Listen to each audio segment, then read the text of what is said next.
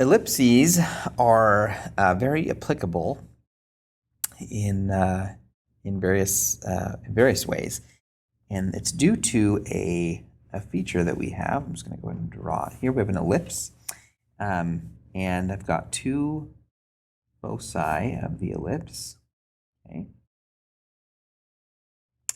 The property that's useful is that from an ellipse, if you travel to any spot from a focus to any point on the ellipse,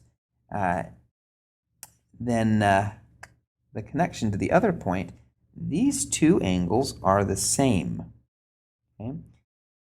What that means is that if you had an elliptical room, for example, and you were standing at a focus, if you make a noise, then that noise will travel to, when it travels to the wall, it bounces off and gets directed straight towards the other focus. So, for lack of a better term, the sound is focused into the other focus.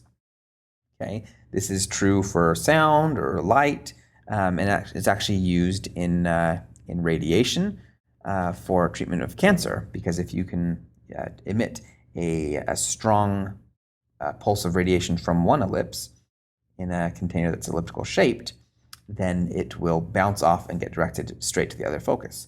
So you can place a tumor at one focus and have a source of strong radiation at another to direct it straight to that point.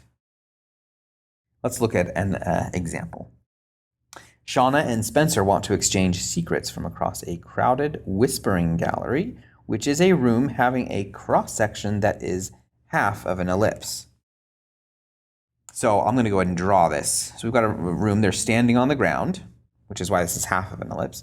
Okay, and the roof is elliptical shaped. That is not elliptical shaped. Let me try that again. We'll do an ellipse here. Okay, and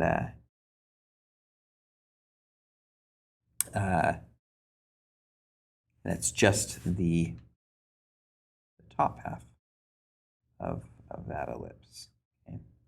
So the room looks like this, okay, where we've got an ellipse, or half an ellipse, we've got a focus, okay, two foci, and we've got a person standing here at one of them, and a person standing here at the other.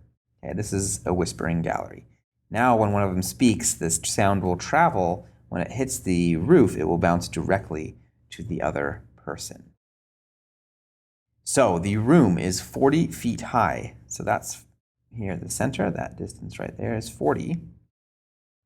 And 100 feet wide at the floor. So that's this here.